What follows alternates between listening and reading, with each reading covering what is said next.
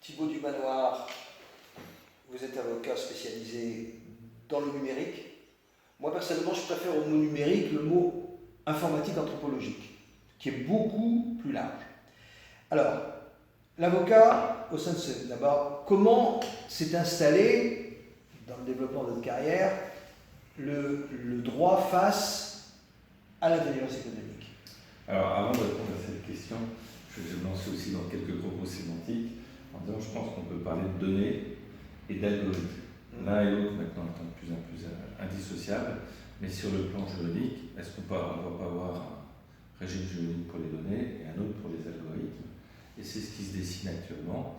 Vous prenez pour les données, parce qu'il y a un peu de tarte à la crème, parce que tout le monde en parle, les données personnelles avec le RGPD. Mais Règlement général de la protection des données. Voilà, qui oblige tout à chacun de protéger les données personnelles qu'il possède.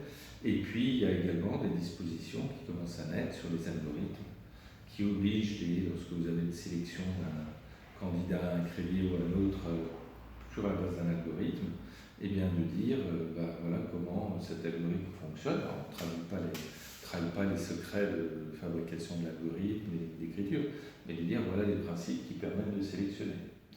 Et parce que derrière un algorithme, on ne sait jamais ce qui peut être produit s'il n'y a pas les personnes qui vont être évincées.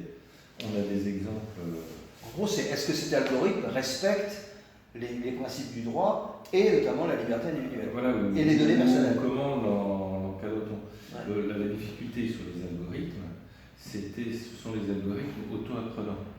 On a deux exemples, je ne sais plus quel GAFA ça concerne, qui ont créé un chatbot pour les réseaux sociaux, c'est-à-dire un algorithme qui répondait automatiquement aux questions des internautes, qui dialoguait avec eux, et qui, les deux essais ont été retirés du marché très rapidement, parce que finalement, ces algorithmes auto-apprenants ont fini par tenir des propos racistes, ce qu'on ne peut pas admettre.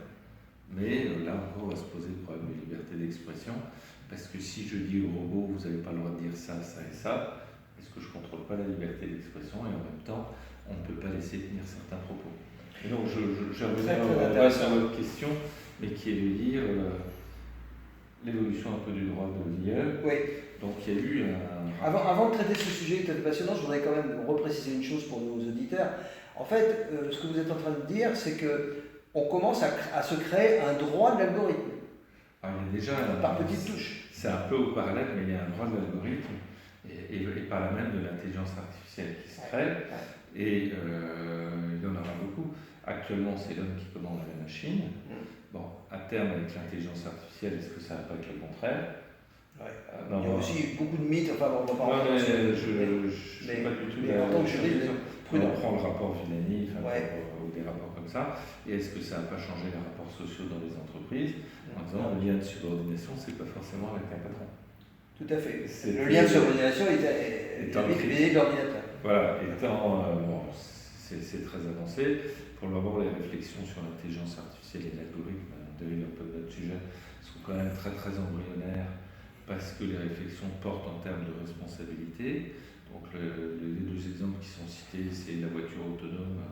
Elle doit faire le choix entre l'arbitrage entre écraser une vieille dame qui sont pour moi un peu des tartes à la crème là-dessus, ou la responsabilité médicale, où quand vous passez un scanner, il y a 600 ou 700 images qui sortent, le praticien est incapable de les analyser, il y a un diagnostic de la machine, est-ce que le praticien est tenu de le suivre?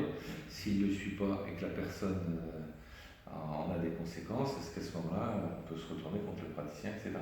Donc sur les algorithmes, on va voir... La réflexion sur la responsabilité me paraît de très court terme. Il faut plus se poser la question de se dire mais quel est le frein au développement de l'intelligence artificielle en France et comment peut-on lever ces freins avec le respect des principes éthiques et moraux dont on a besoin. Mais c'est plutôt la question de se poser. Donc on a une réflexion qui est très embryonnaire mais qui succède un peu à ce qu'on a pu faire sur l'intelligence économique pendant une vingtaine d'années. Et le droit, si vous voulez, pour un juriste, lorsqu'il y a une matière nouvelle qui émerge, c'est absolument passionnant de s'imprégner de cette matière et se dire mais quel est l'encadrement juridique. Alors on a eu, avant l'intelligence économique, concomitamment à l'intelligence économique, ça a été le droit de l'Internet. Et avant, c'était, quand on voyait les CD-ROM, on se demandait est-ce que c'est une œuvre composite, qu'est-ce que c'est le droit du multimédia. Et puis, ma génération, au moins en droit, a traversé une période passionnante, parce que tout changeant, il faut se réadapter et avoir la curiosité d'esprit d'analyser, de se dire voilà comment fait-on. Et pour en revenir aux algorithmes, aux robots auto-apprenants, bon, il y a certains juristes qui, à mon avis, exagèrent un peu ou disent qu'il faut conférer une personnalité morale au robot. Bon, ça m'apparaît complètement sous ça. C'est ce que dit notamment mon confrère Alain Soussan, mais je ne suis pas d'accord avec lui, mais il n'est pas le seul à avoir quelques réflexions là-dessus. Après, on peut rentrer dans des réflexions un petit peu philosophiques. Alors, qu'est-ce qui distingue une personnalité juridique d'une autre? Est-ce que c'est la capacité de réflexion, ou est-ce que c'est la capacité à respecter un certain nombre d'obligations et avoir certains droits? Bon. Alors, ça permet quand même une question. Mais là, on est beaucoup. Non, mais c'est parfait, c'est très intéressant. Non, mais au niveau pratique, alors en fait, dans la profession, il y a combien d'avocats, de maîtres de ton niveau que tu vois sur la place du marché parisien, voire français? Alors, sur les spécialistes propres de l'intelligence économique, le nombre est extrêmement restreint. C'est ce que je pensais. Et je ne pense pas qu'il dépasse une dizaine de personnes. Ah. Et donc c'est sur les 60 000 avocats qui en France, alors très restreint. Mais on regarde les noms qui est des personnes qui connaissent vraiment la matière de l'IA, il y en a vraiment très peu. Alors par contre, au détour d'une autre problématique, vous avez un juriste qui peut s'intéresser à une toute petite fraction de l'intelligence économique et qui n'aura pas la vision globale qu'auront les dizaines de spécialistes et la réflexion d'ensemble. Ah d'accord. Voilà. D'où le fait d'avoir pris le bon virage au bon moment quand on s'est rencontrés. C'est-à-dire, comme tu l'as dit au début, en 1998, voilà, ces eaux-là. Tout ça. Et puis, le fait d'avoir approfondi le sujet grâce à ton support, qui s'appelle Regard sur l'IE, c'est clair. Ça. Donc c'est tout un cheminement. Il y a une limite où on peut mesurer le chemin parcouru. Voilà. Et toujours avec un esprit juridique. Voilà, le droit, c'est un outil qui façonne une matière. Et si vous ne connaissez pas la matière, vous n'allez pas la façonner correctement. Si vous prenez un ciseau à bois pour sculpter une pierre, on ne vous fera jamais de la sculpture. Bon, c'est à peu près la même chose si vous ne connaissez pas la matière d'intelligence économique, vous n'arriverez pas à en faire quelque chose. Et comme c'est une matière qui est relativement complexe, on ne peut pas lire un livre, 2 ouvrages, 3 ouvrages et devenir spécialiste. Et à la fois, il faut être confronté à la pratique et également avoir une base de connaissances théoriques qui va s'acquérir sur des masters en intelligence économique, des doctorats, et sur une longue période. Alors, mis à part la confidentialité, mais en gros, d'une façon générale, les entreprises qui vous consultent, elles vous consultent pour un point préventif ou curatif? Alors, il y a de tout, parce que pour tout ce qui est protection du patrimoine, je fais abstraction de la récente loi sur le secret des affaires, c'est plutôt du curatif. On m'a volé une information, on m'a piqué une information, détourné, etc. Et à ce moment-là, on vient vous voir après. Par contre, en tout ce qui concerne le second volet de l'IE, qui est la recherche de l'information, on vient me voir en me disant mais est-ce que ce que je fais est bien vrai? Très bien. Donc, et j'ai vu des entreprises, certaines cotées, donc assez importantes, où j'allais dans le service d'IE, et on me disait, tiens, voilà, les rapports de recherche qu'on a, est-ce que c'est légal, pas légal?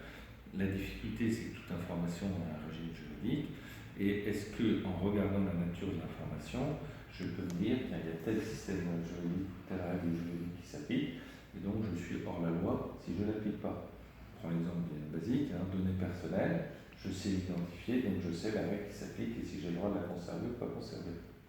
Et on va rentrer dans des domaines un peu plus compliqués, avec, par exemple, tout ce qui relève du secret des affaires.